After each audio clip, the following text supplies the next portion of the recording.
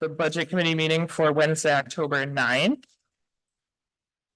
Please remind me if I have to take a vote to start the meeting. Actually, you should vote to allow Mark to participate. Perfect. remotely. Thank you. Can I think I seconded? Okay, seconded. And now we have to do a roll call vote for everything, right? Okay. Let's do a roll call vote to allow Mark to participate remotely. Rob, can you start us off? Yep, Rob Nato, yes. Vicky, yes. Ken, yes. Krista, yes. Steve Reddy, yes. Evan, yes. Debbie, yes. Charlie, yes. Great, thank you. And does anyone know if Rich will be joining or we don't? Do you hear us, Okay. Mark? What? I think you're muted, but can you hear us, Mark? Yes, I can. Thanks. Good. Okay, the ayes have it, so Mark can join remotely. Can I get someone to lead us in the Pledge of Allegiance? Sure. I think Steve said, all right, Steve. We good? I pledge allegiance to the flag of the United States of America and to the republic for which it stands, one nation, under God, indivisible, with liberty and justice for all. Thank you, Steve.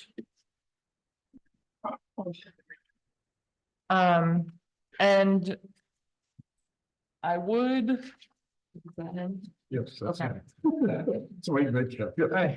Hi, Mike. Thanks for joining us. I understand that Mike is here tonight to help do a little bit of an in-person update on the Kentucky Village precinct. So I don't know if we need a roll call to allow that, or we just invite him to come up when it's ready, when it's time.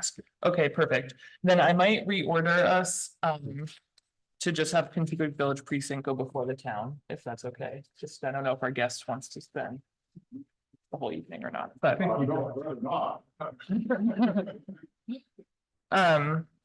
Okay, but first, we need to approve the public meeting minutes for the September 11th meeting. I believe Neil sent them out. I'll move.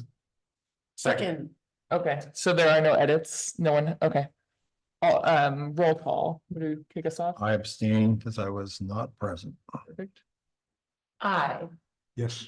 Yes. Yes. Yes. Yes. Yes. Yes. Mark. Okay, Mark says yes. Okay. The ayes have it, so we are approving the public meeting minutes for September 11th. Our next agenda item is an update on the indices and historical spending trends. So we had a few action items coming out of the last meeting where we wanted to add in some additional data to the spreadsheet that we had been working on to kind of just get an understanding of historical trends and possibly relevant indices. I did add in a lot of the data. Some of it was harder to come by in recent years or in terms of the school operational budget. And here I'm referring to the spreadsheet, which I think has also been posted. And you all have it in front of you on paper. So just enumerating the data that's missing, the gross appropriations, I believe that data to be gettable, but I did not have time to circle back with Neil for 2022 to 2024, and it is just that the town reported it slightly different in the reports. So I think it is achievable for us to get that, get those numbers, but I added in the amount to be raised by taxes for each year for both the town and the school.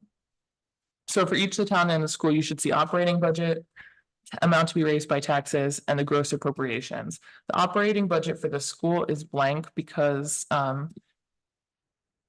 it was difficult for me to tell year over year exactly that I had the apples to apples line item in the reports because sometimes they just enumerated it differently. And I didn't want to put inaccurate figures.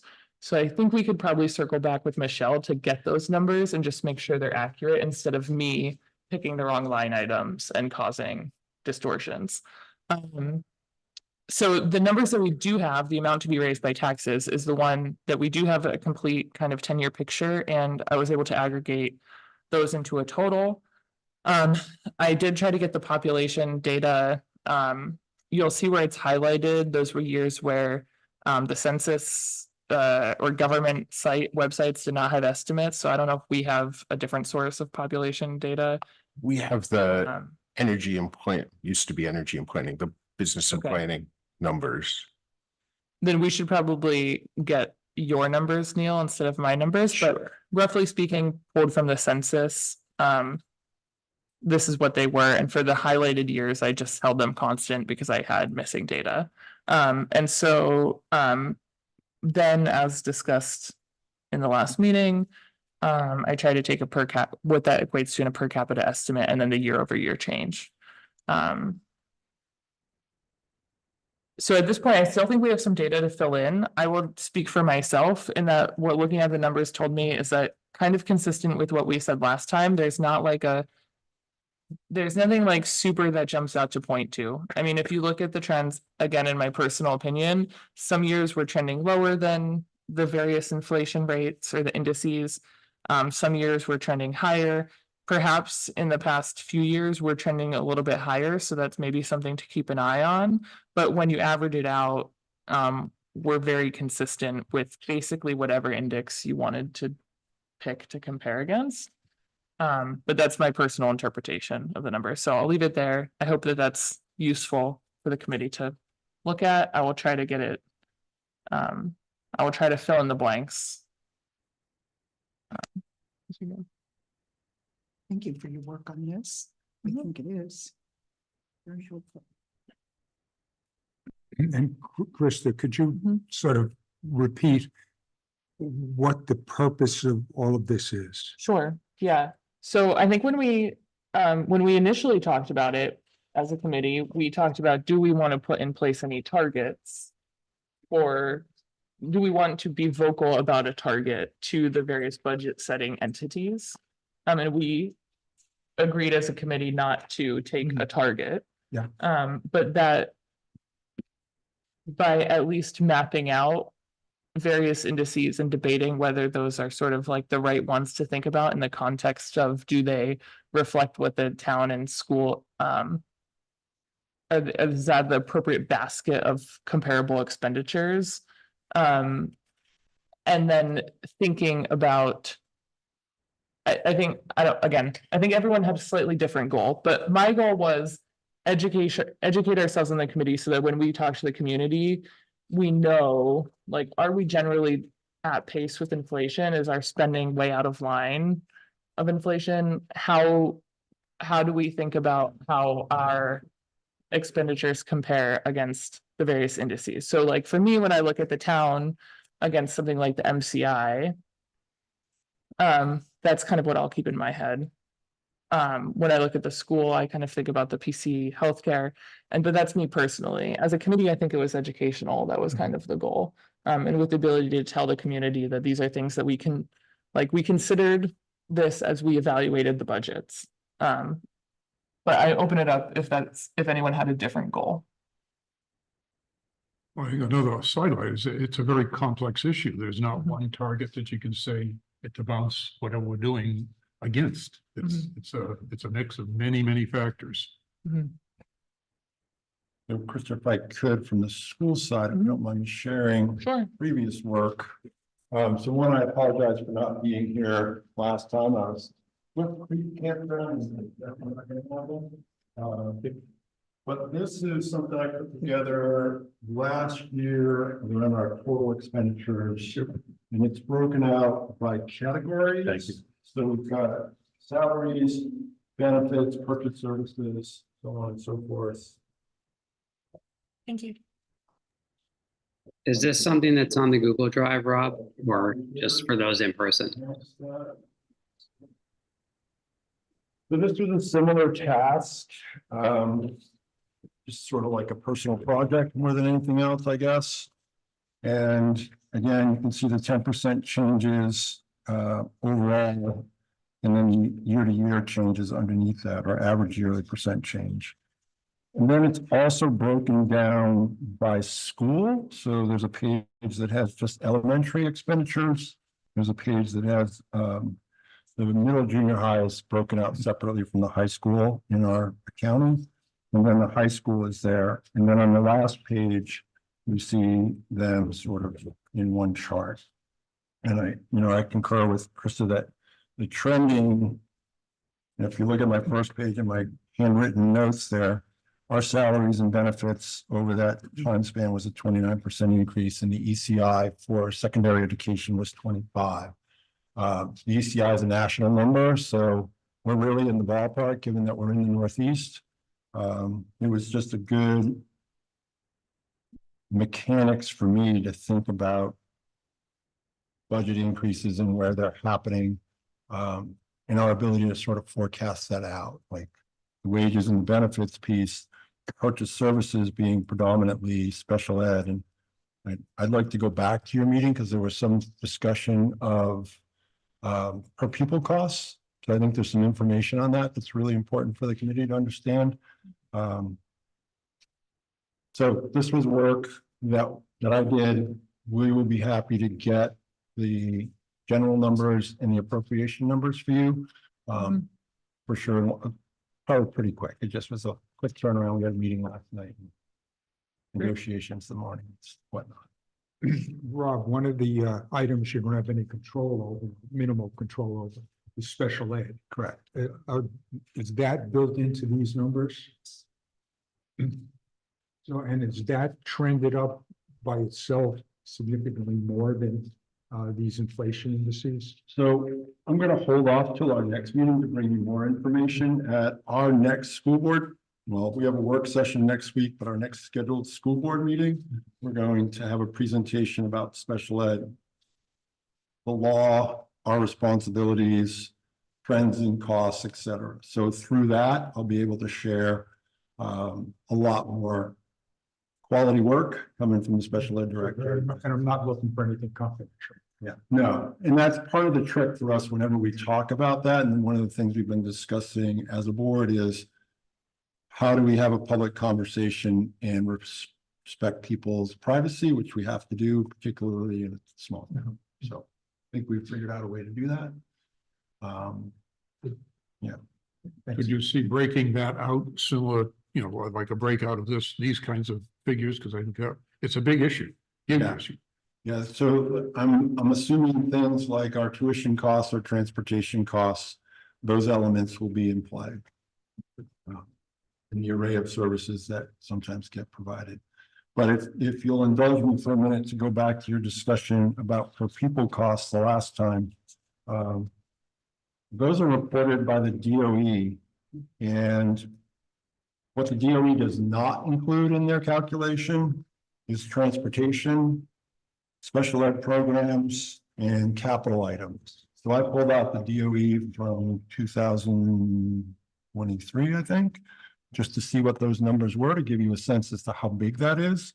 So for transportation in that year, it was 750,000. For special ed in that year was 892,000, and capital items not included were 492,000. So you're at over $2 million of our costs that the DOE does not consider before they do that division to say these are our per pupil costs. So that number is nowhere near our actual costs. The other element there, and I just come up a few times at school district meeting, it is a division problem, not a multiplication problem. If 10 students come into our school district in various places, our per pupil costs do not rise, they might actually fall because it is division. So if they're spread in grade 9, 9, 11, a couple in 4 and 5, et cetera, it's going to go down. So we have to be really careful about that piece of data. I think it gives people the ability to compare school districts, I guess, but I really think unless you're incorporating those elements, it's kind of a poor way to do it. I think in the past, it's always been helpful to compare school districts, because for a long time we've hung our hat on the fact that we were pretty well average as far as our per pupil costs, but obviously we'd like to think, superior as far as our results. You'd be upset in a town where you were above average costs and getting less than superior results. But I mean, and I think that's really always been the only useful thing that we have looked at as far as the per pupil cost. Mark, I know you had your hand up. Did you want to jump in?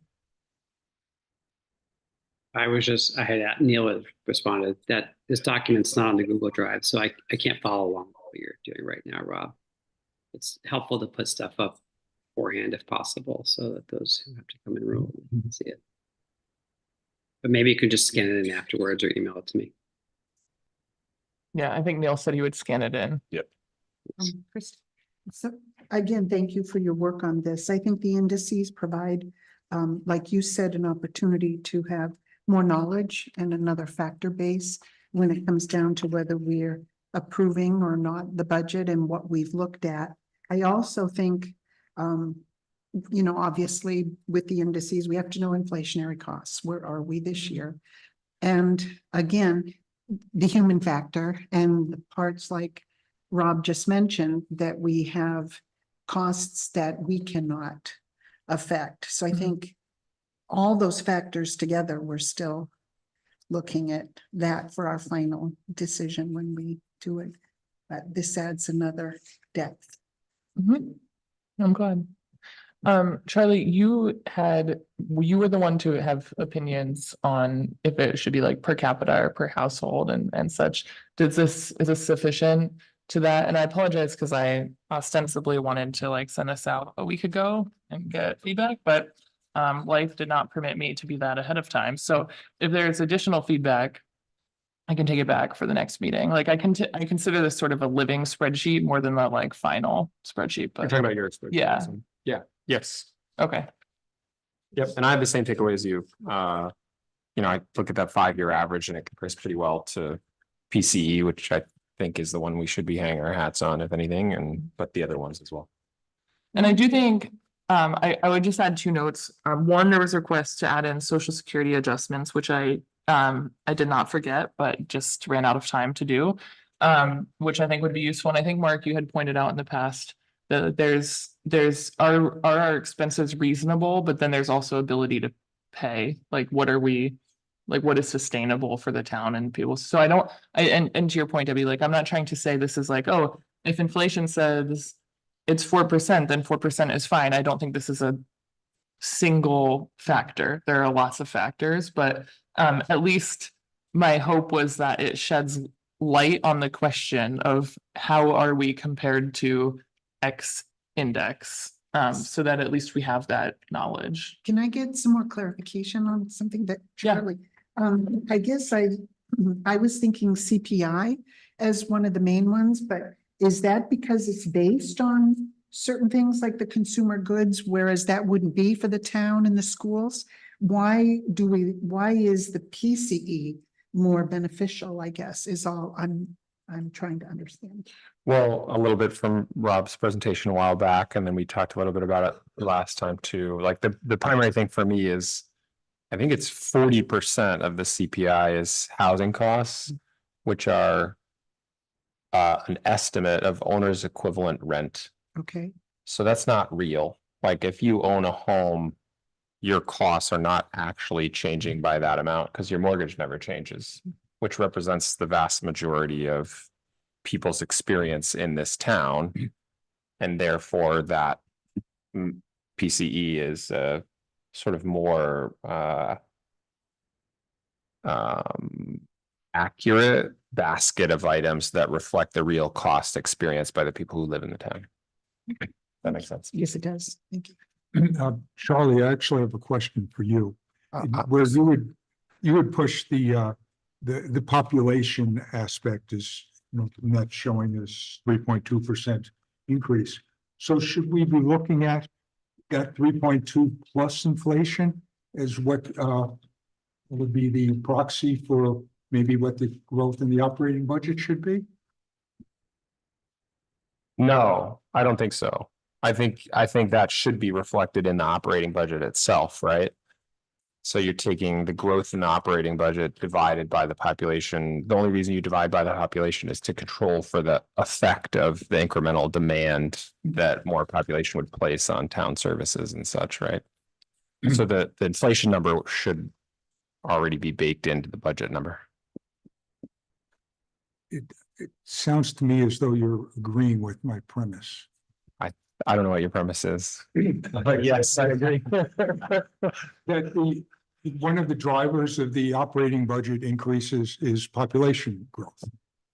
Yes, and you're controlling for that by dividing it. You're trying to remove that effect. Yes. Move that effect. When you're comparing it to PCE or something else, yeah. Well, then the percentage increase in the operating budget should be then taken less the 3.2. No, That's compared to inflation. The 3.2 is the change in the per capita. yeah, I think Chris has got it right here. I think the 3.2 is the relevant number to compare to the 5-year average of whatever indices you want to look at.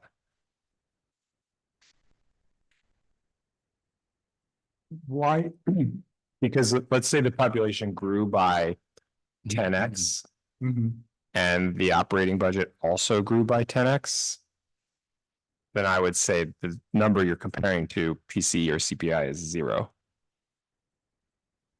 Because we just grew the budget to reflect the population growth, right?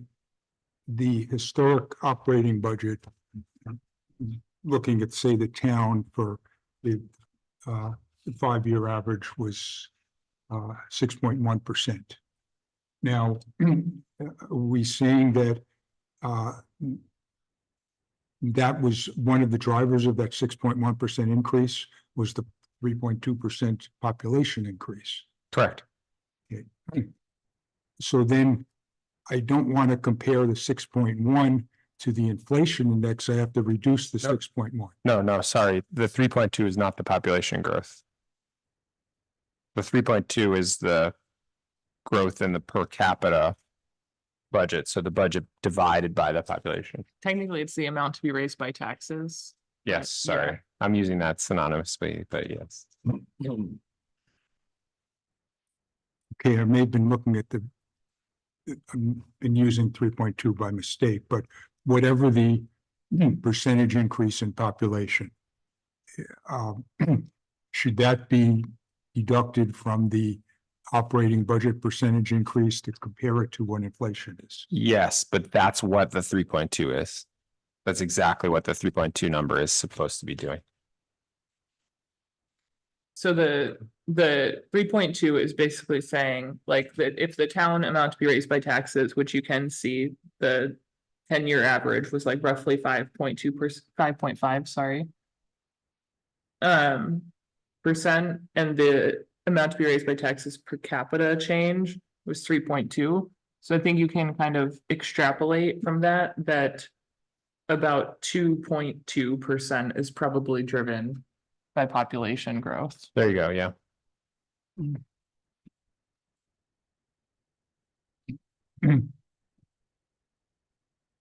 So do I compare the 3.2 per capita increase percentage against the inflation? Yeah, Okay, so the town, say, is doing better than inflation. that's my read of it. Yes, no matter what indice you choose. Okay, great. I rest my case. Thank you. Work. Yeah. That's Can I ask a question? Yeah. Go ahead, Can you Mark. hear me? Yeah, can you hear me? We can hear you. You might be a little quiet if you Oh, can like okay. lean. That's all right. I'll try to talk louder. So on that last point, I mean, I think it's interesting. I am always curious, like how do the cost of municipal services scale with population? I wouldn't necessarily assume it's a 1-to-1 correlation. There are certain fixed costs of operating the town that would actually go down on a per capita basis as population grows a little. At a certain point, you grow enough that you tip over, and actually then you have to add staff and other things. So I actually would expect the per capita cost to be lower as the population grows at a slow pace, which is what it's been doing, for what it's worth. So Mark, I was kind of thinking, it's sort of like the per pupil thing in many ways. The cost of planning rates doesn't change if your population increases. The cost of your transfer station may, assuming people are, producing waste and whatnot. So I think it really depends where you are in that town budget and how it impacts it. I think my primary concern with this way of examining it is going to be very confusing for the public. And I think that dialing into, as I've said before, sub indices that mirror, like the MCI, or the two that I've mentioned for education, are a clearer picture to what we're actually purchasing and how those costs are being tracked by folks out there. And I think that this is a good academic exercise. I'm not so sure it's a very good public facing exercise. I think we're going to get into weeds, and my eyes were going a little bit there, and a little work with data over the years. So anyway, maybe it's me and I just need more help. I think we could probably simplify this pretty dramatically for any public facing thing. And that might be a good exercise. I totally agree. Obviously this is posted publicly and this meeting is open to the public. But I agree, in like town meeting or something, we should be specific about how it informed us or what specific indices we would. Yeah, I didn't intend for the spreadsheet to become like something we show at town meeting day and cause a lot of confusion, but at least for me, I feel like a more educated budget committee member than before the exercise, which is part of the goal. At least for me. Any other discussion on this general topic? Okay, all right, Vicky. I've been sitting quietly here. So I grasp your point. However, from the general population's perspective, their income is not increasing by these education-specific indices. So I think this is helpful when we're trying to put on, when we're trying to understand the tax burden for Joe taxpayer. I understand what you're saying, that it's hard to compare the market basket to paying teachers and whether or not they should be going up at the same rate. But that's the providers, that's the teachers providing the services. I think this is helpful when we start to think about the payers, the taxpayers who are being asked to pay ever more. So I don't think that they're irrelevant to the conversation moving forward. I don't think they're irrelevant. I think that I'm concerned about clarity. That's what I'm concerned about. Right, That's all. I get it, but right, this is like 1,000 cells. I mean, it's never gonna be too clear. And we're missing information, so it could be clearer. Especially with the math on the far right, once we have the data filled in for the yellow cells. So I have a question. I know Mr. Nato is not like speaking in hypotheticals, but when we're talking about special ed, you can't get into specifics, so you have to make a choice. So I have a question. Do you envision that there could be a population of students that come in that need more than we can conceivably ask the taxpayer to absorb? Because although you don't know what's coming year after year, you know what grade some kids are in that get some services. I'm trying to be as careful as possible. Can you envision a time, or has this happened in the past, where the unexpected costs of special education balloon to a degree that we make substantial changes in other parts of the budget? And I apologize for that. No. Let me say this. I think that our special education, if someone moves into town, people move into town, that population grows and we have to service it, we have to service it. That's the current law. Right. Could that get to a point where it is difficult for taxpayers or for the community at large? Yeah, it could definitely be that way. That's a personal opinion, sure. But this is a question that we all need to bring to Concord and to legislators when we're talking about how we fund education. And I think my personal focus in this legislative session is school funding aside. State of New Hampshire needs to see special education as they're all our kids, not kids dedicated to a city or a town, and that's their burden. It is simply untenable that you can have cases arise where your costs go up, you know, 200,000, 500,000, $1 million. You've already set your budget. We don't get the deficit spent. Right. So how do we do that? Right? This is an exceptional challenge across the board, every school district in the state. So is the short-term answer to that solution the fund balance?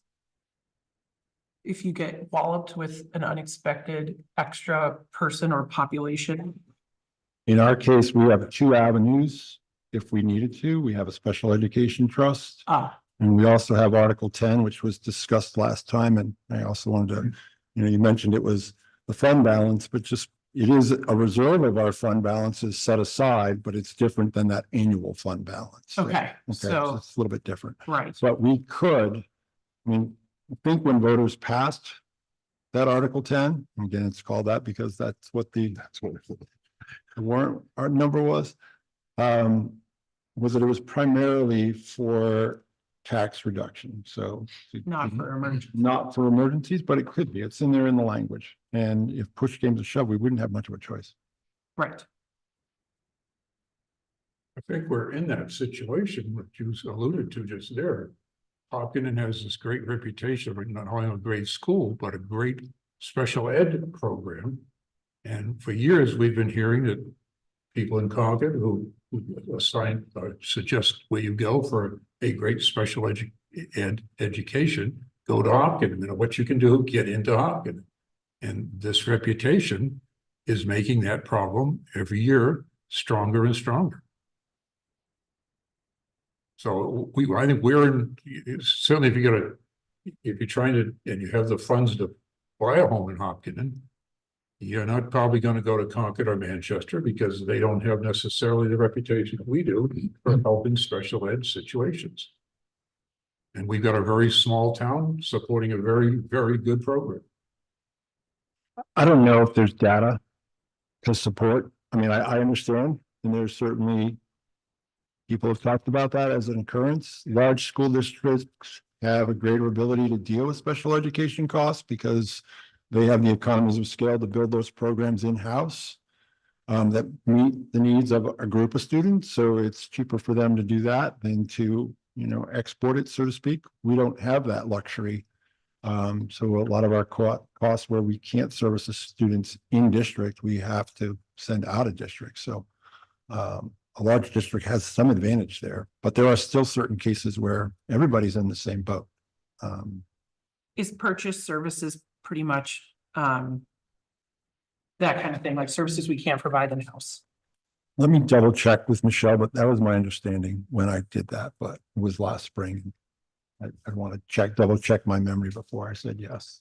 I want to tell me if you need to check with Michelle too, but does property include fuel? Yeah, I'll check with Michelle. I also had a question on what property is, because it's obviously a big percentage change, but Mark, did you have your hand up? Did you want to speak? It's fine if you want to keep going this thread. I can wait. We cannot hear you. It's fine if you want to keep going on this thread. I can hold off until you're done with the school piece. Okay. Anyone else on this? Did you have any more, Vicky, on that? Nope. Okay. Looks like you're up, Mark. Okay. I had a question. I guess it's for Neil, I think, because there's something about Charlie was saying earlier about the CPI versus the PCE and the sort of percentage of the CPI that comes up from housing costs. Do you know, or do we have a sense of what percent of the households in Hopkinton are renters? Or what? Renters? Oh, We could probably get that information fairly close. Okay. do we want to wager? Maybe it doesn't matter because they're not paying the taxes. So maybe just to Charlie's point, it actually doesn't matter that much.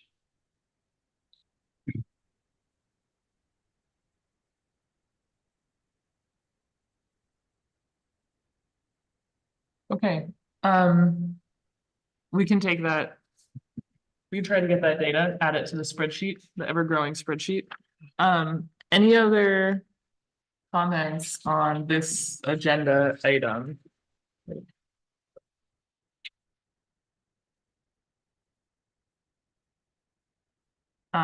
So I will take an action. I think next meeting, my plan will be not to have this be an agenda item unless the filled in data that I hope to get with Neil and fill in were to meaningfully change the figures. If that were the case, then I'll add it on the agenda item. Otherwise, I will just, once completed, once the yellow is filled in, I'll have Neil upload it so that you have it, but we don't need to discuss it. Okay, do we want to, so I'm gonna switch 4 and 5, I think. Sure. If that's okay, and allow the Kentucky, that's okay with you, right, Ken? Oh, absolutely. Okay. Allow the Kentucky Village Precinct to go, on their financial update and otherwise update. You wanna- We typically put you at the table with a mic. Do my thing first, Okay. and then you can fill in, you know, the way I stuff to it. Whatever you think is best, No, I just like to, you know, stay. Yeah. First time you all have the, on the computer, the actual budget and loss, I didn't give you a handout on that. Really nothing new on that, and I'll just skip, unless you've got questions on those numbers. I'm just gonna skip to some items that I'd like to present. The first one being, the precinct has signed a $46,000 contract with Wright Pierce, not, I got the name.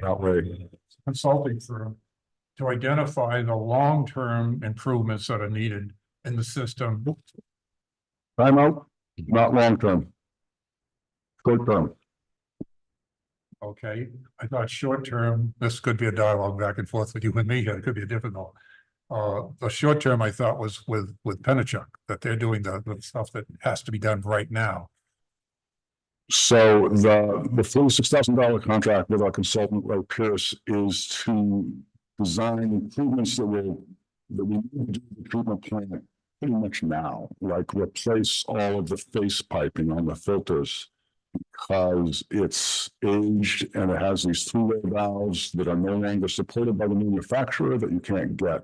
So we want to replace those. This is intended, this contract is intended to use the ARPA grant money that we have, which we're going to lose if we don't use it. And we really need to do some things to the treatment plant now. We have long-term improvements to do. We got to remove organics. That's the long-term thing in order to get rid of disinfection byproducts. But this is more immediate.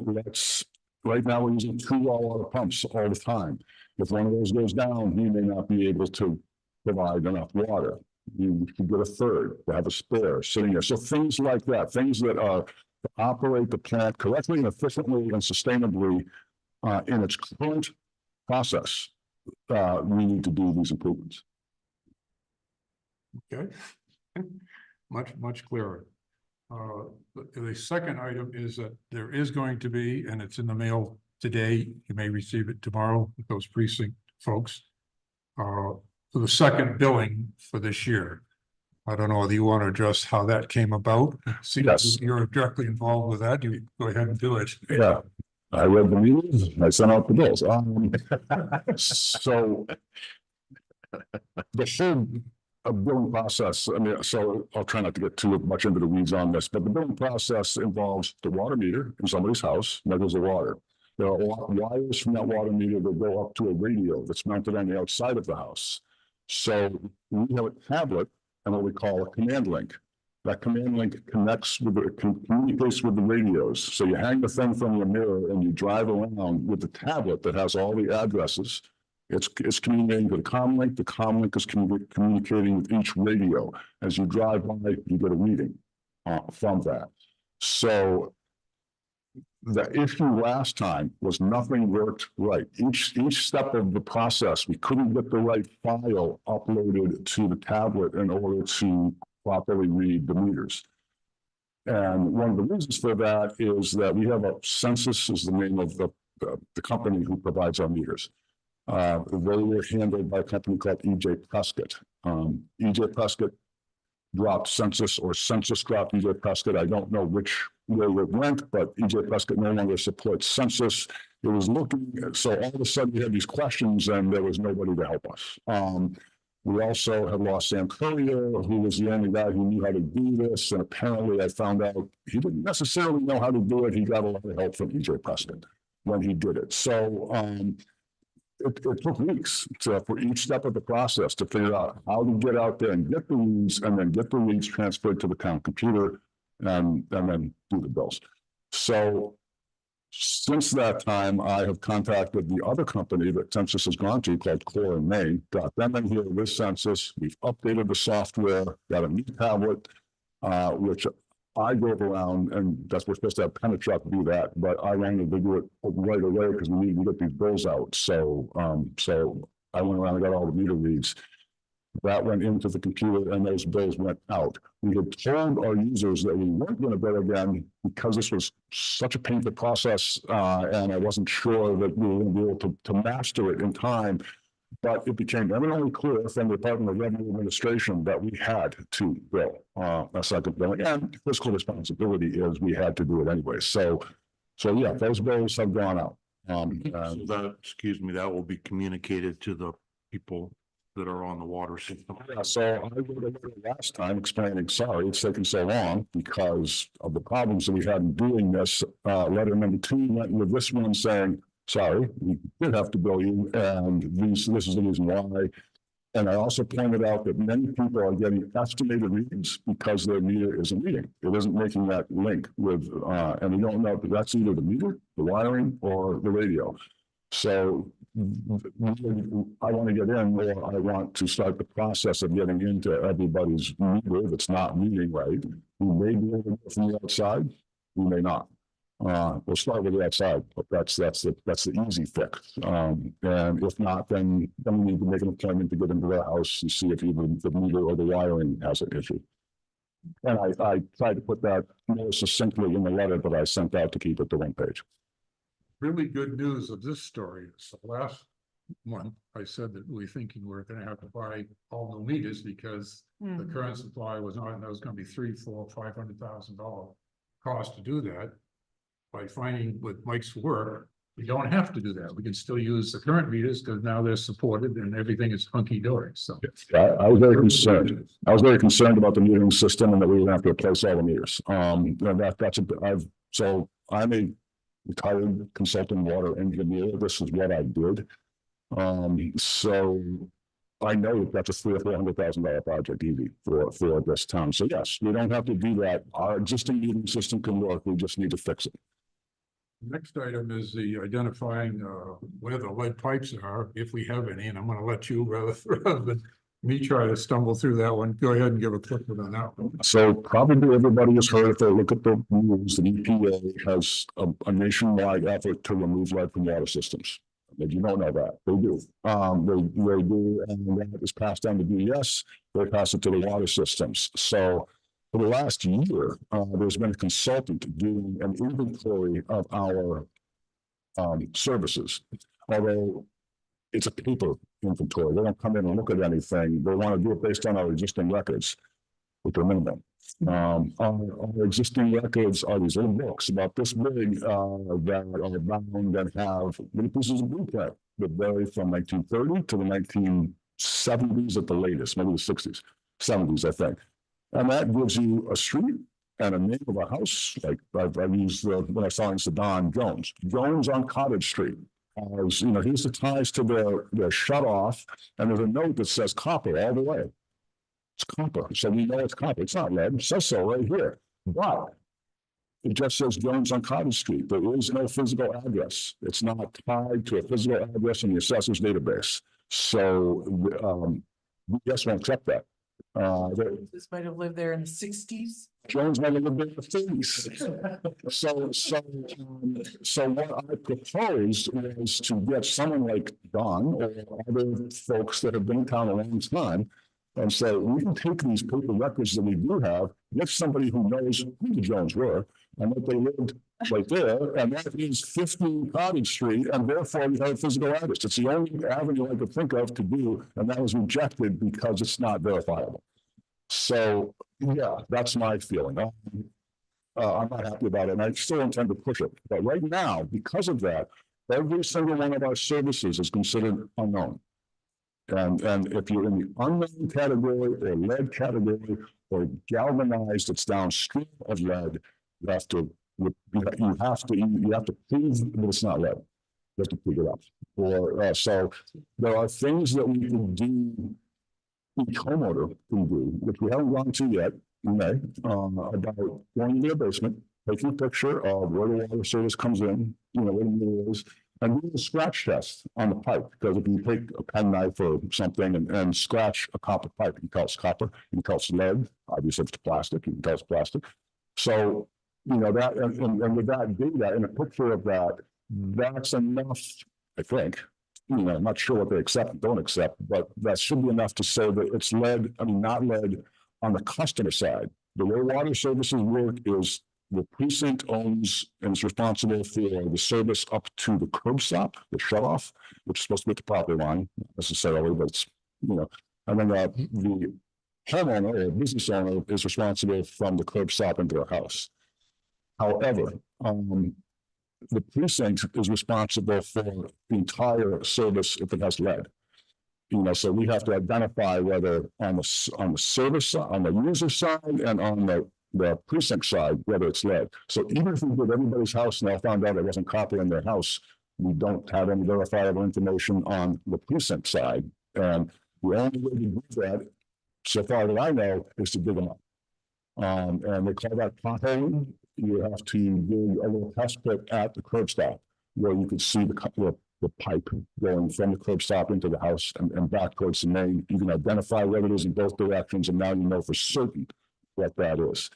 So we're going to have to do that probably. How many houses are in the water system? 600 and some odd services. There's, I think 620 services, although we have less counts. So I'm a little fuzzy on the difference between accounts and services. You would not have to dig them all up. There's a percentage, a statistically significant percent that you'd have to dig up. And so far, the number I've heard is 20%. You're right on that. I called before I came in to verify that. So that's going to cost some money to do that. So just to bring that before the question, to bring that to a close, there is a program that BS has. It comes through the feds, but BS administers it, called the State Revolving Loan Fund. There's a specific one for lead service loan stuff, like bringing up these services, because this place is like the city of Portsmouth is going to have to spend, I think, $6 million bringing up services on our loans. You can apply for this money. They still have a fair amount, and it's 70% grant. So if we get that money, then we will be coming up with 29% of the funds in the state we're providing. And we have to authorize, I'd have to get a loan policy to authorize whatever the full amount is. And then we would borrow that amount, and then we would get forgiveness on that loan from the US to the tune of 71%, is what I'm told. Yes. Mike, can you negate a certain amount of houses depending on the year they were built? Not necessarily. That's a good point, because 1982 was a cutoff when they couldn't use lead solder anymore on services, and certainly nobody's been putting lead in for a long, long time. And I don't know the definitive answer to that, Debbie, but that's a good question, and something that I still think there's a woman at VS who sort of heads up this program, and I intend to have several discussions with her about where they're at and how we can get. I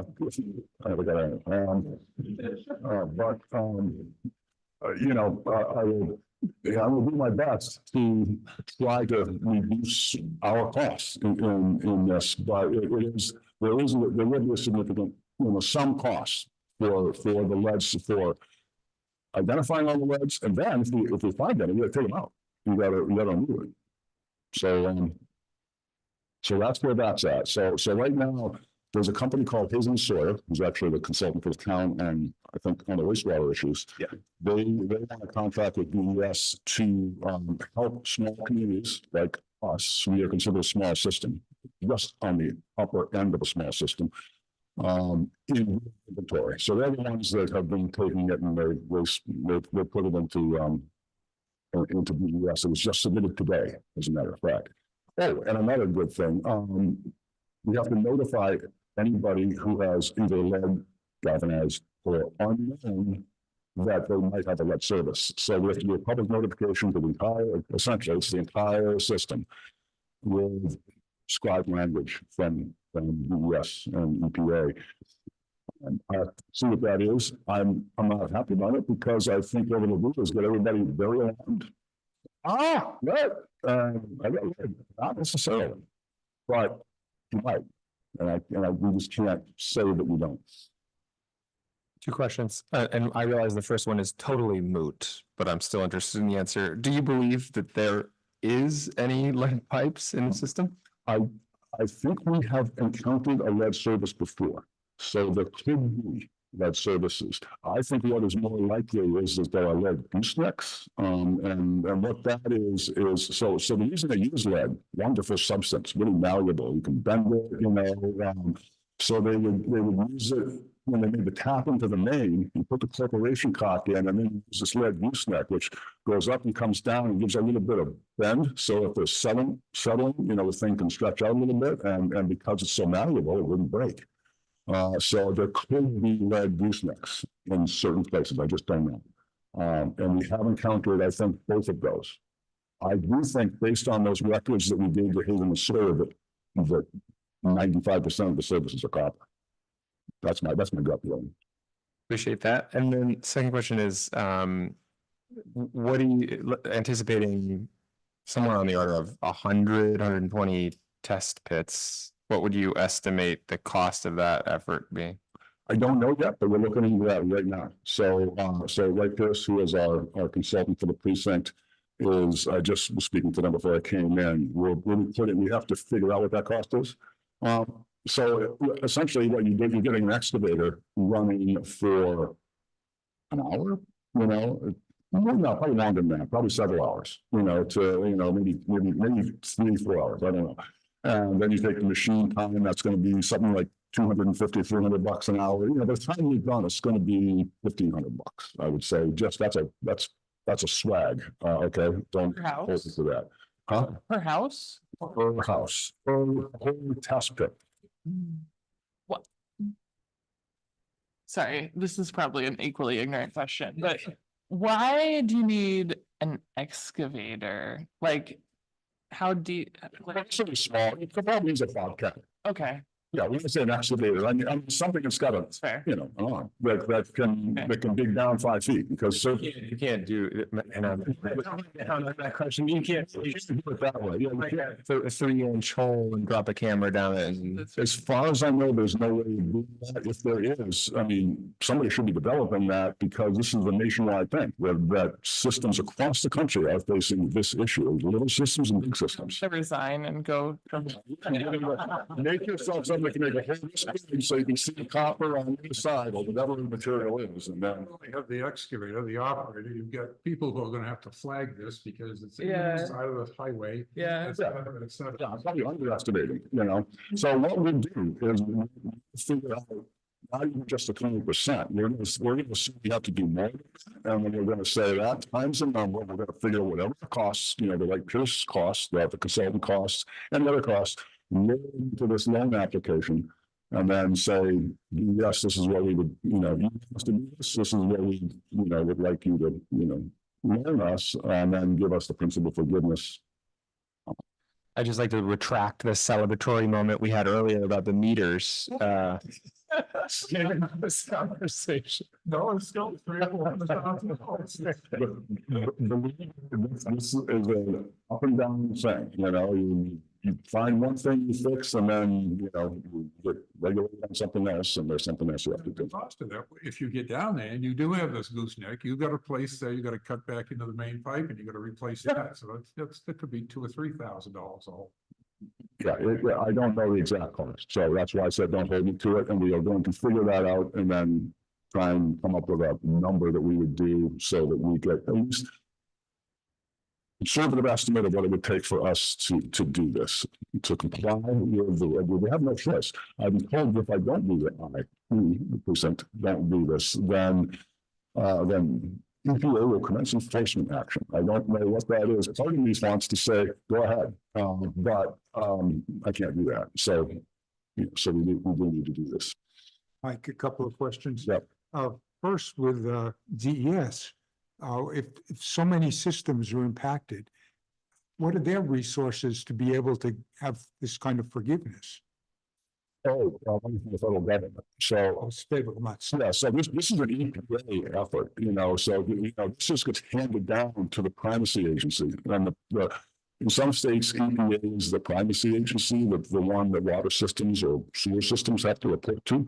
But most states have something like DES or in Mass, Department of Environmental Protection, or Department of Environmental Conservation in Vermont. Each one has something, and they have their agency of primacy that you work through. So then those funds are channeled through them. They also fund the people that work at those agencies.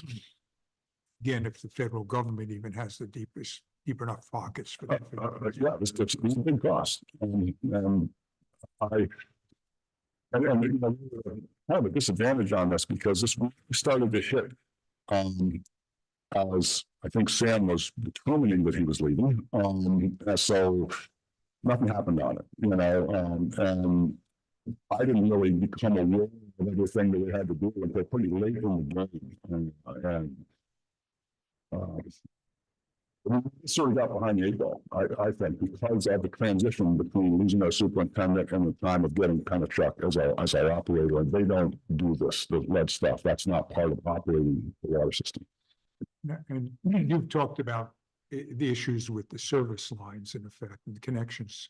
But as far as the mains themselves, if they have, lead, you're going to have to dig them up and replace them. Okay, there are no lead mains.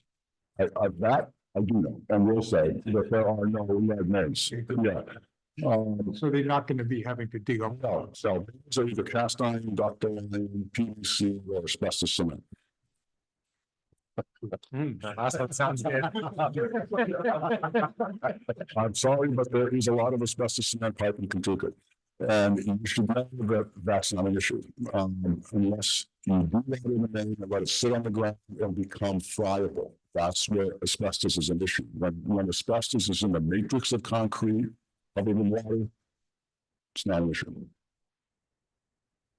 Two things I'd like you to cover is the long term, the 10-year look from your perspective, and then finish with the quality of the water is still outstanding. We're being delivered this, even though we have all these situations going on.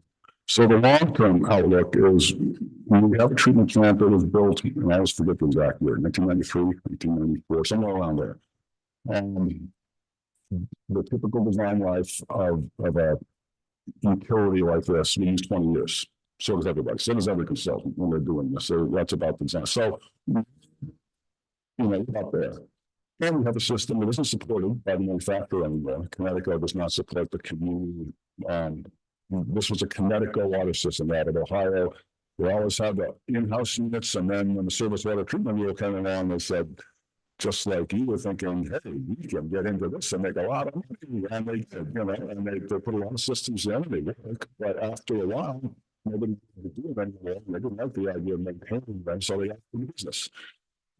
So it's really hard to get pieces and parts. And then disinfection byproducts. So the disinfection byproducts are formed by adding chlorine, which we have to feed in order to disinfect the water to prevent microbial diseases. That's very important. I mean, disinfection is what you need to do to water. Unfortunately, when chlorine combines with natural organics, it forms something called disinfection byproducts, which are regulated. And we have natural organic material, just from leaves and things that are in their pond. And they combine with the chlorine, and we're having that issue, so we're violating. So I've sent out so far 2 notices, quarter 1, quarter 2, and part of this $46,000 work, excuse me, that's just the design. The actual construction will take more. We'll be able to replace all the media in the filters. Last time we did that, a disinfection byproducts went down. So, if we can do that and get that, and then we're going to make some operational changes that we hope will fix it, at least fix that. But I think we'll just be skating along underneath. Ultimately, the long term that Don was talking about is we need to replace that treatment system with a supportive treatment system that can remove organics. And that is a big, that's millions and millions of dollars when you get to that point. So, right now we're trying to take care of we have a lot of deferred maintenance. The budget, I think, as Don was presenting, and that's really due to having Penachuk, who's a very good certifying company. The Penachuk Water is the biggest water supplier in New Hampshire, and then the service company operates systems all over. They're top notch, and they come in and they go, this pump is barely working and there's no spill. And if this breaks, we can't supply water. So we fix that. And they kept, one point after another as they went through the treatment plan, we found out there was a lot of deferred maintenance. So a lot of things just trying to keep it together, but maybe not doing what needed to be done. So we're doing what's needed to be done right now. It's costing more money than we want, but that has to be done. So ultimately, we need a treatment plan. And we have an asset management plan done by Lake Coast. And that sort of lays out all the assets, and what they are, where they design life, how much they cost, and when do you replace them, and how much do we need to put aside each year in order to replace them when they should be replaced. Is that a good one of the asset management? So, and it's like astronomical. I mean, because that includes the water mains, that includes everything, but in that plan, it's, I think 2035 is the year that they have sort of designated as when we would be building a new water treatment plant. So we're trying to make this plant last for another 11 years, roughly, which I think it can, but we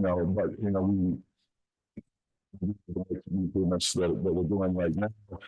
And if we can't get this disinfection byproducts down, we may need to add more. I can keep going because we've had consultants look at this and give us estimates and stuff, but I don't want to, as Don told me, not to get too far into the weeds, and I can't help it because I'm in the weeds. So, but we're looking at, we've already had that would be like $3 million to add on a process ahead of our current process to remove organics.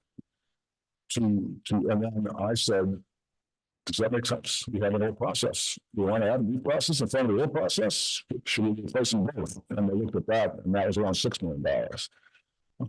So, this is a lot of money to replace a water treatment plant. Would the $6 million be digging wells instead of using the pond?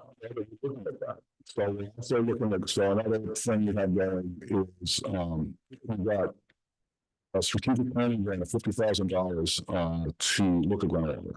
So they've done an initial analysis of the areas that sort of within close to the precinct boundaries, and identified areas that now we'll take the next step. We still have some money remaining that, and we've identified favorable zones or then properties that are in the town that have sand and gravel into them. They're conservation easements. And I've already talked to you about some properties, whether we could use them, whether we could, with this conservation easement language, allow that. Allow that thing. And with the town allow that. For instance, the property, what's that called? Then we were talking below, come down the trails and, down by the cookie, there would be a chunk of property there. Rollins property. That they said that's identified as the #1 place, to take a look at least. And my wife walks there all the time. I said, what would you feel if there was a well in the middle of this? But that's a possibility that we would look at. So in that instance, so we know if we have a groundwater source that could replace the pond, and then what the cost would be to hook that up. And then we need to look at the operational costs of that, because the cost, right now, we have a gravity source. And we use pumping, use raw water pumping in order to get enough flow through the filters. You can't operate by gravity if we have to. If we're on water, we're pumping 24/7. So that's a big cost. And we would look at the operational costs and then bring it back to present growth if people are used to that, and to see what makes more sense. Upgrade the treatment plant, go to groundwater. Do you know how the original treatment plant was financed in 1994? Did we take out like a bond for that? I was not sure then. I obviously don't know. I gotta assume it's a bond. But Yeah. We weren't reserving that kind of money that would cover Right. it. Yeah, I know that the business that they went with that was Connecticut was making it economically favorable to go. I mean, a discount on their system because they managed to get their system, and Kentucky was one of the first. When I came up and looked at it, I designed another plant like that in Boston. So Typical water bill in the precinct, if there is a typical. I should know that better as I get more into the billing. I'll tell you what mine is. So now, but we have of course, it's me and my wife now. But when the kids were there, $250 for 6 months, which is really cheap. We pay way too much for water. We have, as part of the asset management plan, we had a rate study done.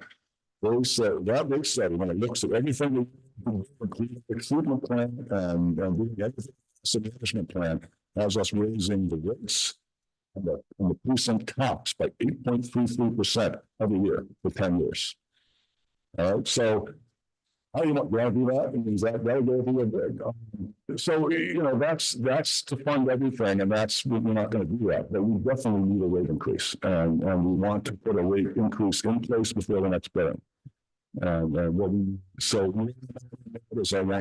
Wright Pierce and the consultant that they use to do the rate study come in and give us a little presentation just about, so I can ask questions and they give us a model that we can use to say, okay, well, we want to do that. We're going to change that number and we're going to plug it in and how do we use that model so that we can figure out what our rate should be. But yes, we rates. I ask two more curiosity questions. So testing of the water itself isn't sufficient to say we don't have a lead problem? Is that? Well, we test the lead copper, no. So there's a lead copper year now has I'm trying to remember how it works, whether it's twice a year here, but there's a certain number of system and houses or services that we do a first flush test, and then they have to test for copper and lead and copper, and both of them have to be under a certain action level. 95% of them has to be under that action level. Meaning if they aren't, you have to take action, you have to do something. But we have an issue with high lead or copper in the system.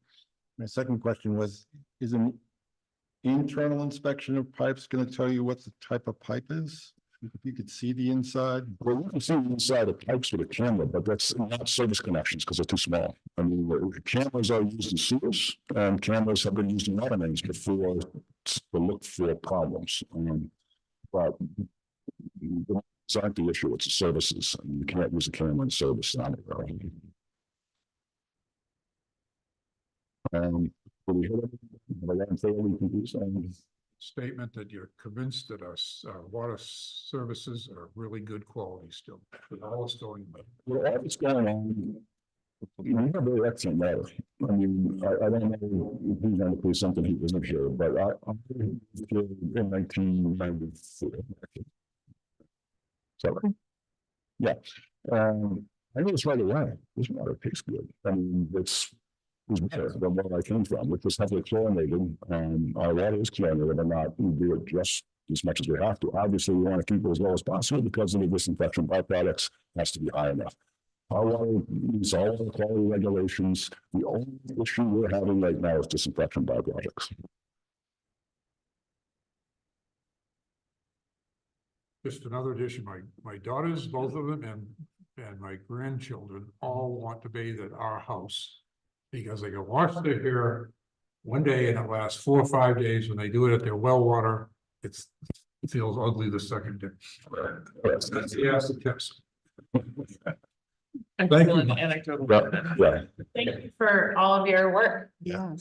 Thank you. And that's the short This is version. really good. Yeah, I get paid for this, like it's $400 a year, so. Lucky to have you. Thank you. Very much. Yeah, all set. Thank you for coming tonight. Yeah, too. yeah, okay. I appreciate it. That's what we're doing now.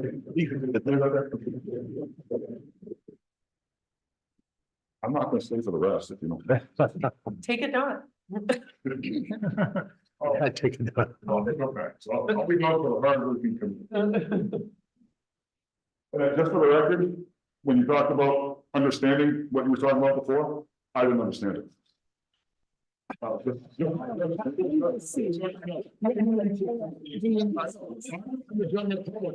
going like, I don't get it. I don't quite get it. You know, by the time you ended, I sort of got, but it is a little confusing.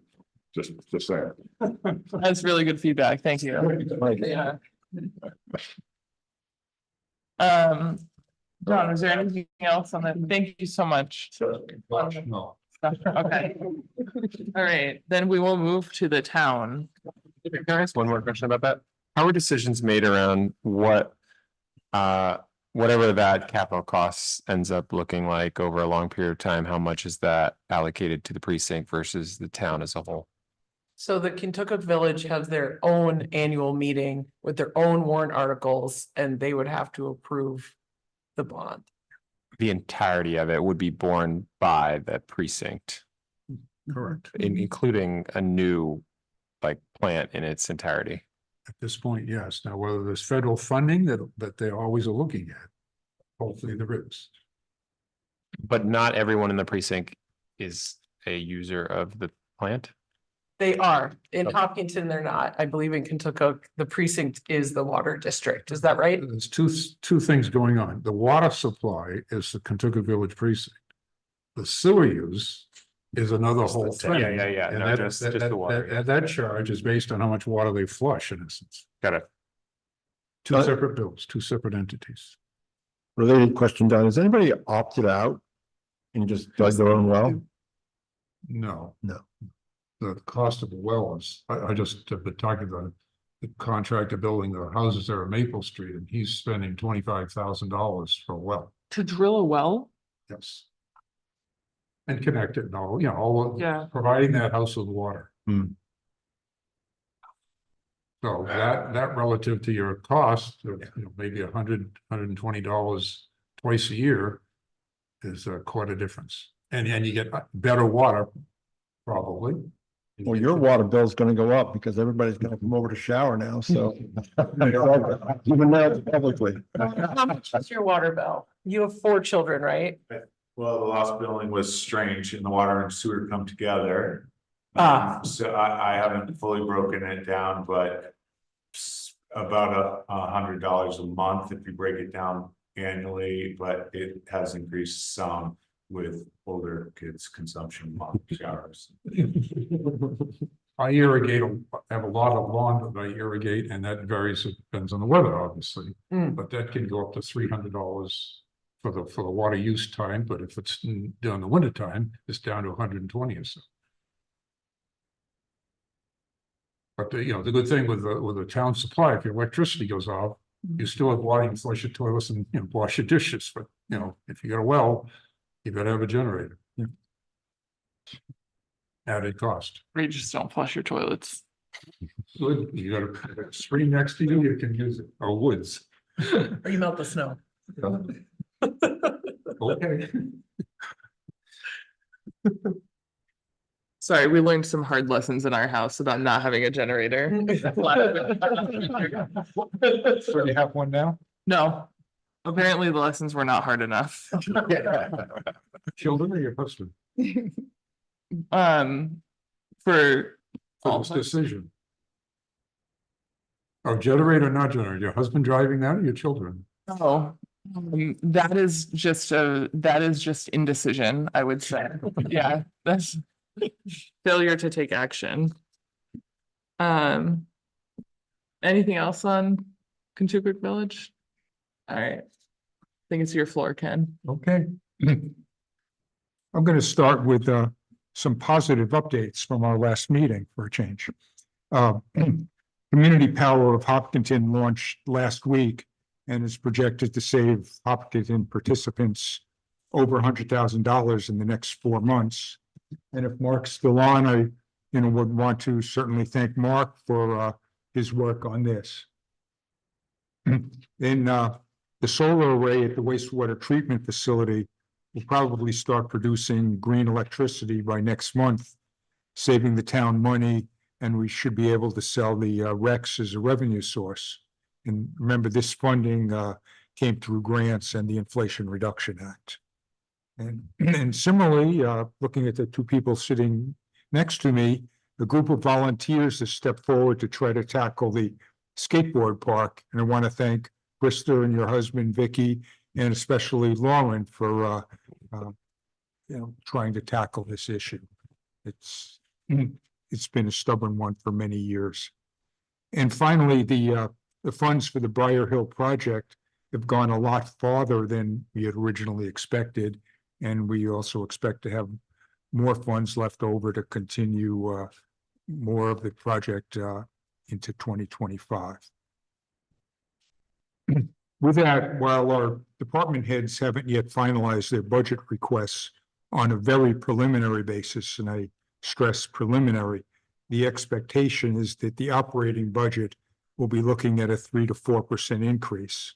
And included in that is a 3% merit pay increase for our employees. On the not as positive side, we may be seeking approval of up to 3 bonds at town meeting.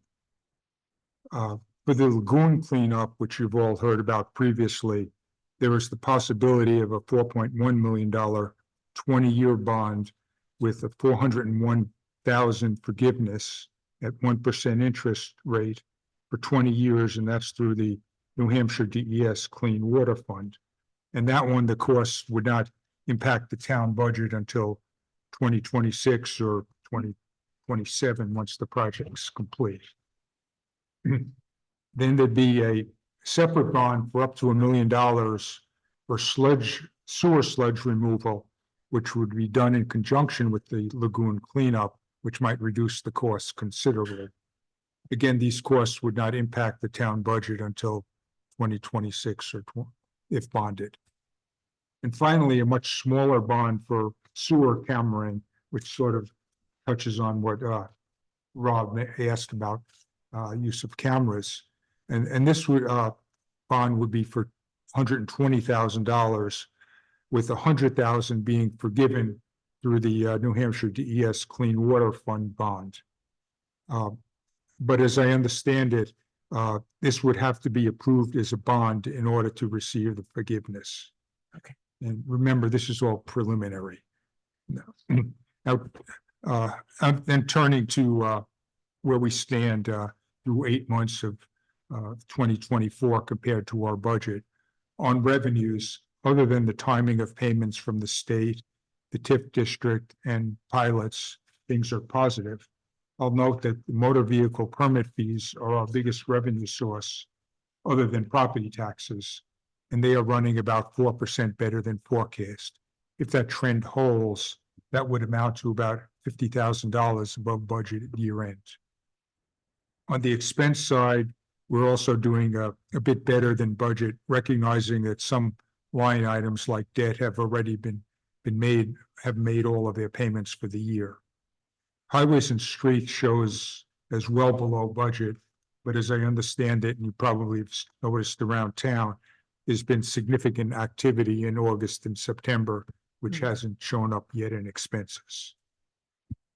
So that's a quick summary of what's happened since last month on the select board side and on the financials. So I guess if there are any questions. What was the number on the sewer sludge estimate?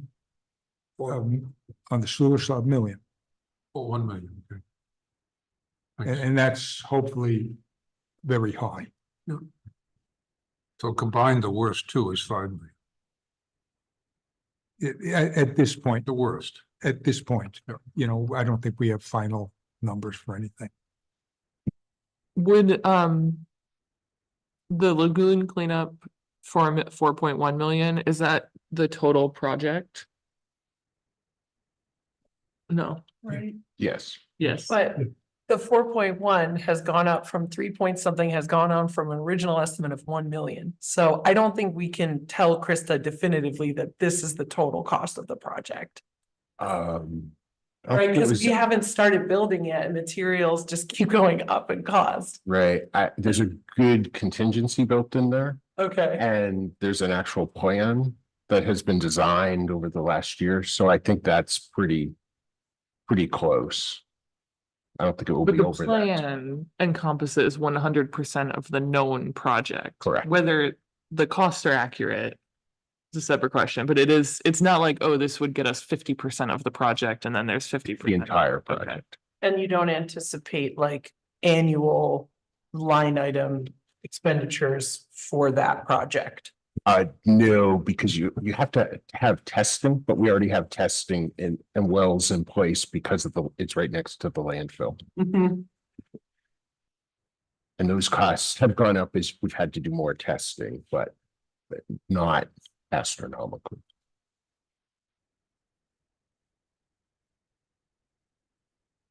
So if it gets approved at town meeting, when would we break ground? So dewatering and most of the work would be done in 25 and it would be completed in 2026. And the 1% interest rate is during construction and then it goes to just over 3. What was the forgiveness on the lagoon cleanup one? 401,000, 10%, Hmm. which is a grant from DS.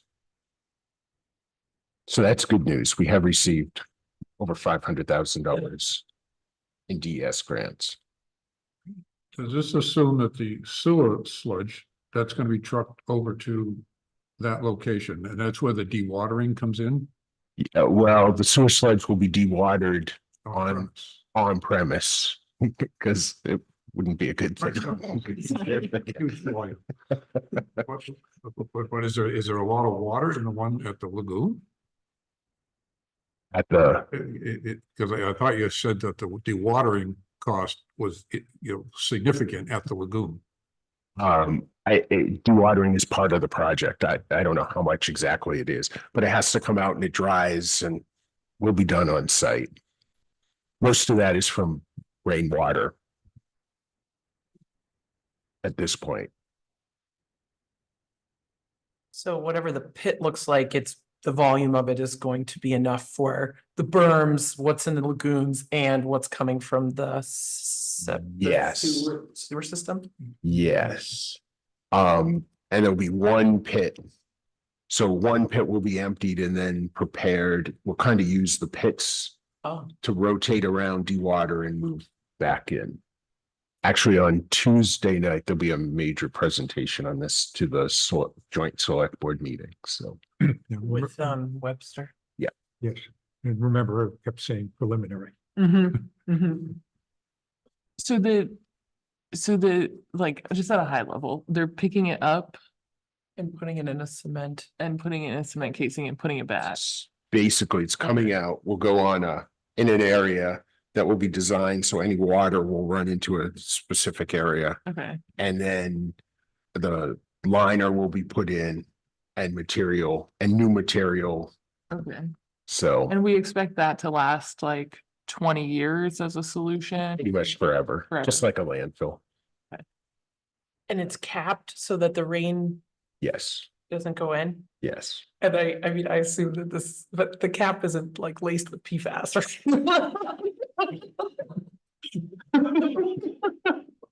We didn't ask that question. I would assume not.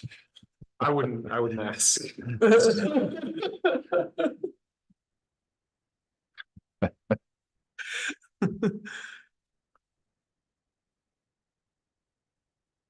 Is Novus gonna be here at the joint meeting? No, it's not quite up to that point. They will come in when we get one more layer done. This will be just sort of pre-budget update. So when Mike was talking about how if we don't follow the steps prescribed by DES, that we face enforcement and he doesn't know, or by EPA and he doesn't know what that entails. Do we know the consequences if this bond doesn't pass a town meeting?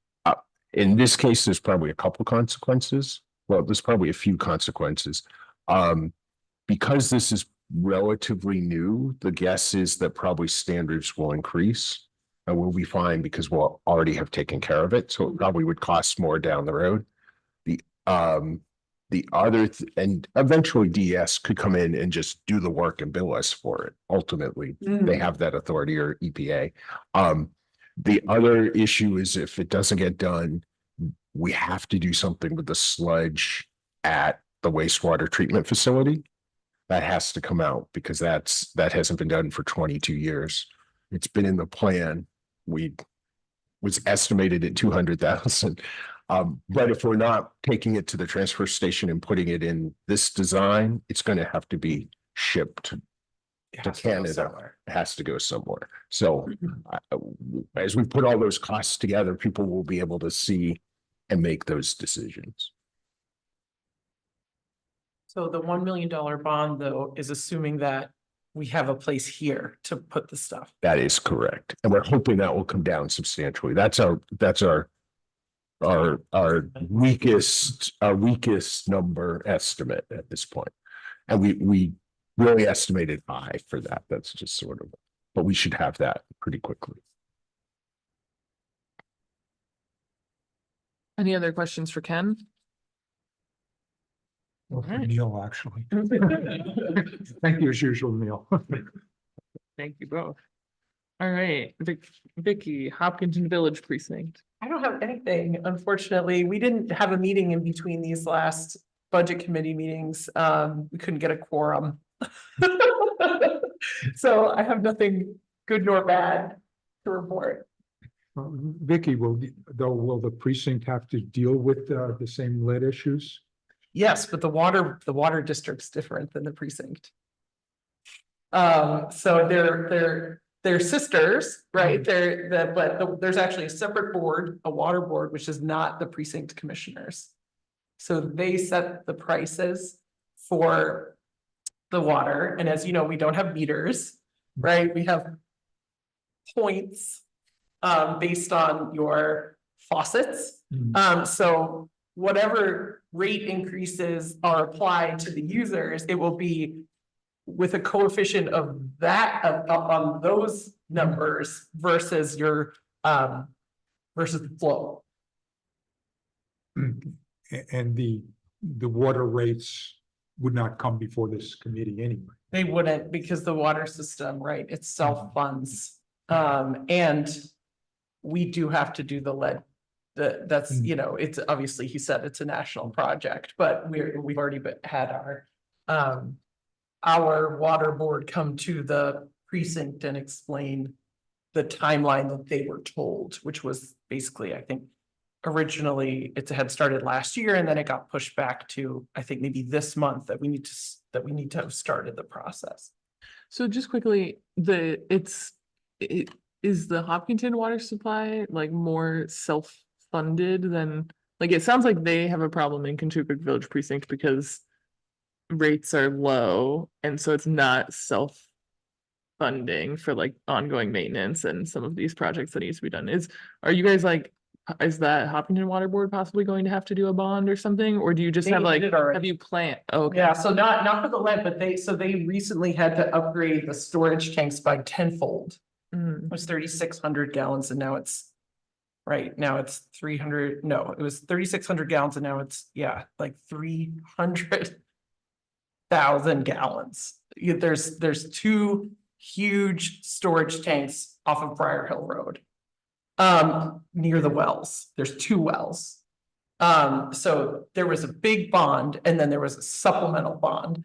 The big bond, I think, was only, I mean, it's small in comparison. Honestly, it's like $360,000 and then like another $50,000. So Although it's being paid by a smaller group of people, it's smaller potatoes. But they did it already. So now there was one well and a defunct well. So now the defunct well is still there, but they dug another well. So there's the original and there's a brand new one. And there's 10 times more storage so that if the power goes out or whatever, they can still, the tanks use gravity, but of course you still need to pump up into the tanks. But they made us increase that storage so that if there is an emergency, there's more time to fix it without people's faucets not working. But so the things that they've been telling us about are related to exactly what Mike was saying. Taking an appropriate sample size of the houses and asking if we can come inside and then asking if we can dig up their sidewalk or curb to get an appropriate estimate of the lead. Do you have better records than the? I don't know. I'm gonna find out. I'm gonna ask. I mean, the houses are darn old around here, so I don't know. I'm gonna ask.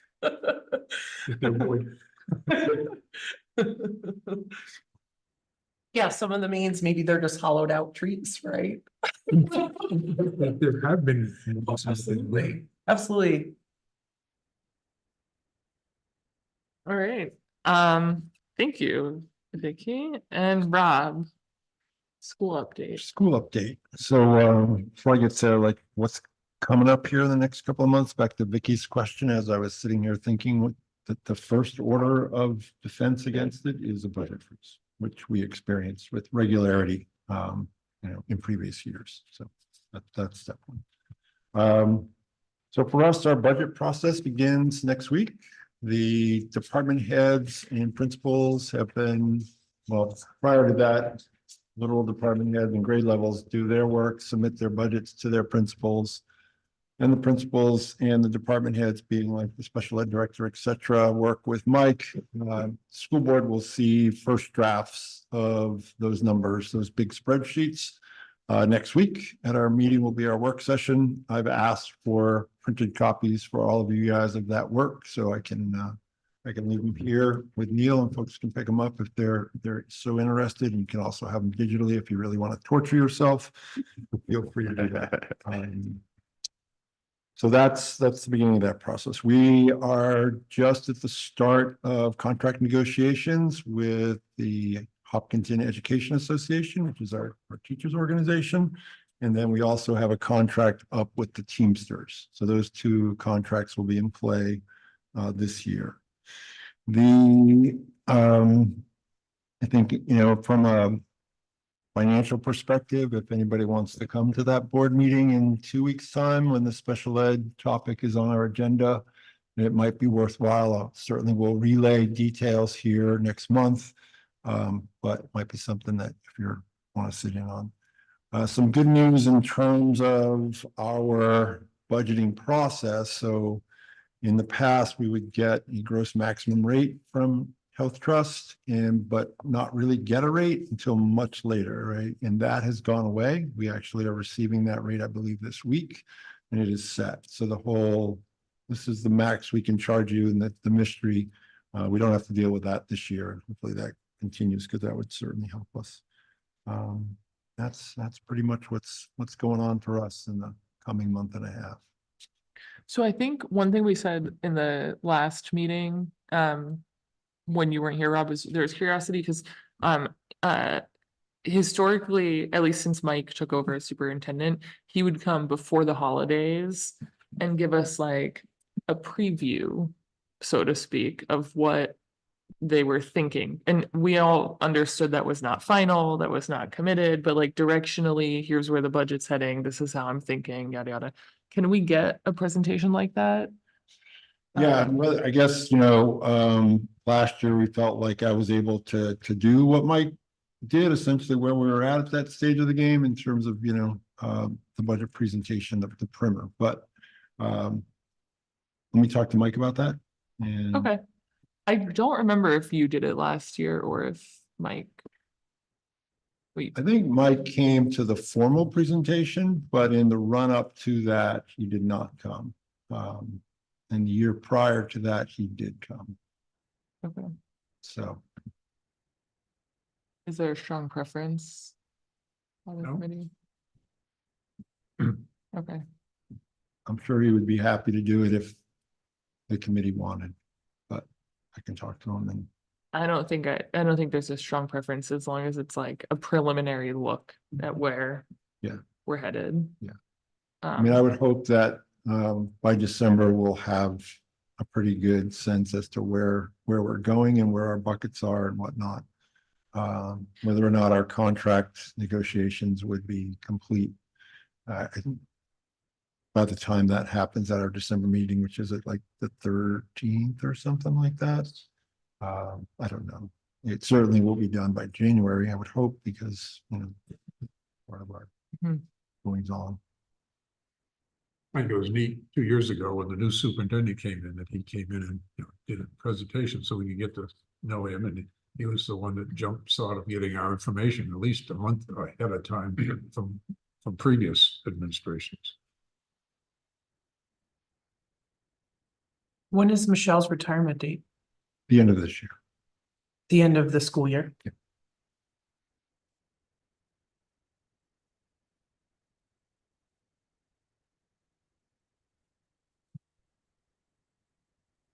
Anything else? We have, I mean, this might be like jumping the gun into the committee schedule, but looking at the committee schedule and thinking about this, we are supposed to get a presentation from the town on December 11th. And then a follow-up from the town on December 18th And the precincts. and the precincts. So if we were to fit in a sort of preliminary look, glimpse, teaser, so to speak, of the school budget,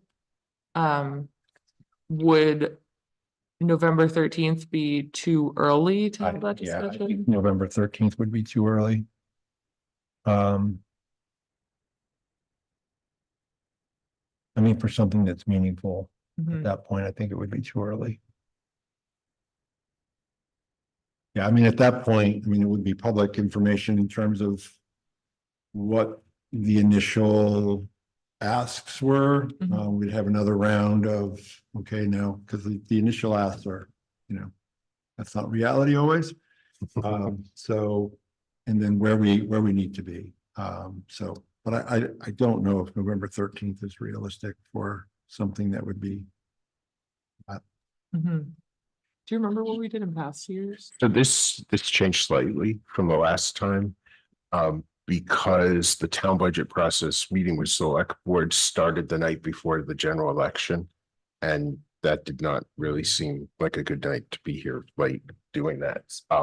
We pushed it back. So That's fair. other times that, yeah, the town had done its presentation, and at the first schedule had the presentation on the 4th. So this just pushed everything back 1 week. So you could always meet on the 4th still if you Yeah. wanted puts to. 3 meetings in December. But Which sometimes you've done, and lately you've been able to get away with 1. So that's. yeah. Is there flexibility to just move it to like I guess you run into Thanksgiving. I need a calendar. Does anybody have strong opinions on how to handle this? We can be optimistic and think that on December 18th, there would be time for the schools to make a brief presentation.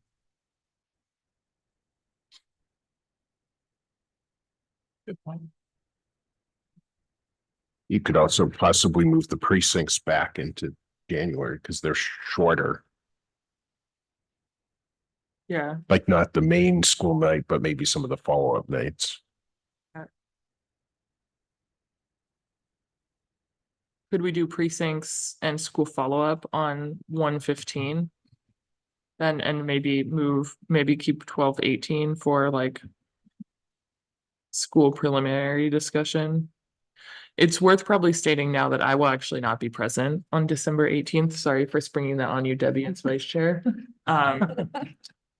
And I will be in India, so I will probably not dial in remotely. That's no. Um, but that's okay. I have full confidence in our vice chair. But would folks feel more comfortable then? So that'd be moving the precinct conversation to 1:15 and squeezing it in with follow-up on the school. And then having a school preliminary sort of discussion on 12:18. Do folks have thoughts on that? But you'd still be keeping the, anything on the town. Any follow-up, on the town on December 18th also. Yeah, I think that would be.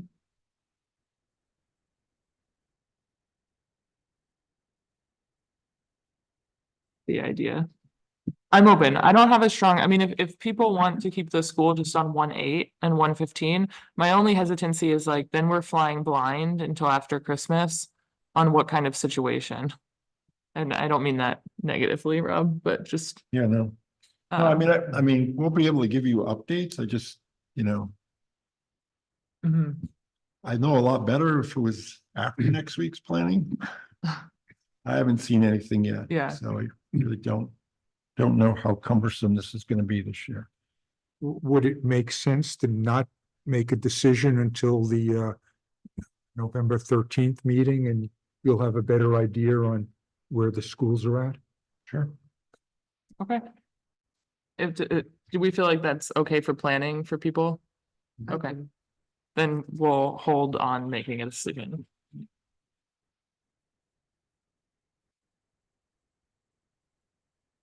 All right, any other discussion points on the school?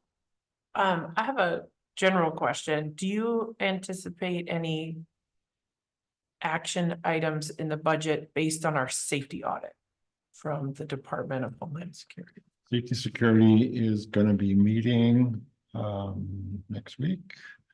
And that'll be one of the topics of discussion. If the more direct question is, will you see a bond? That's talking about Or you could work it no. into the. No, you won't see that. There'll be a lot of preliminary discussions about what we need and grants that are available, those kinds of things. But yeah, that's one of the things that's on the docket for next week's meeting in terms of what did we learn from the audits? What are our hard goods? What are our soft goods? Those kinds of things. So, but we're not. Yeah, there was, the entryway to the middle high school has always sort of been in people's minds, but that's not at the forefront of anything for this year, that's for sure. Was there any changes we were able to make that were kind of low hanging fruit based on the feedback without, major Yes. upset in the budget or in people's routines? They were able to do some hardening of doors with keypads and more cameras in schools and those kinds, both internally and externally. And the emergency action plans that are in place are a lot tighter than they were 3 years ago in terms of everybody understanding what they do in each condition. And those are the same throughout all 3 school buildings. I think they're a lot more dialed in than certainly when I was at the middle high school. Sure. So, moving in the right direction. Our chiefs appreciate that. I've mentioned that. So thank you. All right, if nothing else on the school, we already talked about meeting. Any other comments on meeting schedule? I saw, Mark, that you might not be able to be there on the 18th, so that would be 2 of us. How many can we lose before we don't have a quorum, Neil? There's 10 of you, so 4. Okay, thank you. So we're not yet in danger of that, but one thing we could look at on the 11/13 meeting is possibly switching one day to there's nothing that would prevent us from doing 12/4. That's right? correct. Yeah, so maybe possibly we can look at that next meeting. Okay. Opening the floor to public comment. We have one member of the public here.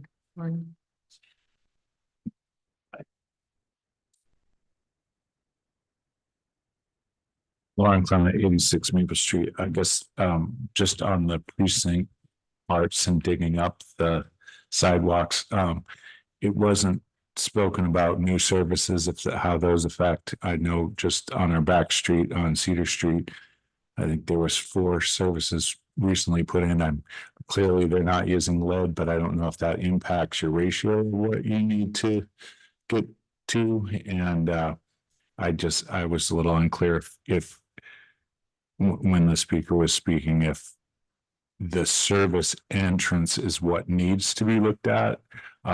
I know exactly where my main is and know what it is and could dig it up myself, but I don't know if that's something people could do. Save $1,500 a house. Mine's in soft sand and I don't know, just food for thought. And then the other thing that wasn't mentioned is some of that, or maybe it was, but I missed it, but some of that is also some services are completely under pavement, so that I'm guessing those would be the ones they'd try not to dig up, but that's another expense to that. But that's all I had thoughts on. So. Thank you. I can't comment on that. I think we would need Mike. Probably, Well, we've to got to comment wait on and see that, what the yeah. whole situation is about. yeah. But yeah, Rick, the head of our water board, said that it's 2 points per house inside and where where the street meets the, your, I don't know what you called it, the connection. The main to your house. Well, those are just in road. Yeah, to his point, though, hopefully it's not just a random 20%. It's different if you get to choose. Yeah. All that will come clear as they get further into this situation. And again, I think there's a 10-year window for this starting November, October, no, it's November 16th. It's a start. Oh, it's November 16th? And it goes for 10 years. So it's nothing that's going to be happening immediately. I have time to launch my company. Yes. Start the research tomorrow. Yeah. Thank you, Lauren. Any other business? Committee? All right, Motion to adjourn. Second. we need to roll call that, I think. So Rob? Rob Nato, yes. Aye. Yes. Yes. Yes. Yes. Yes. Yes. Mark? Yeah. Yes. Okay, for the record, Mark gave a thumbs up and his lips said yes.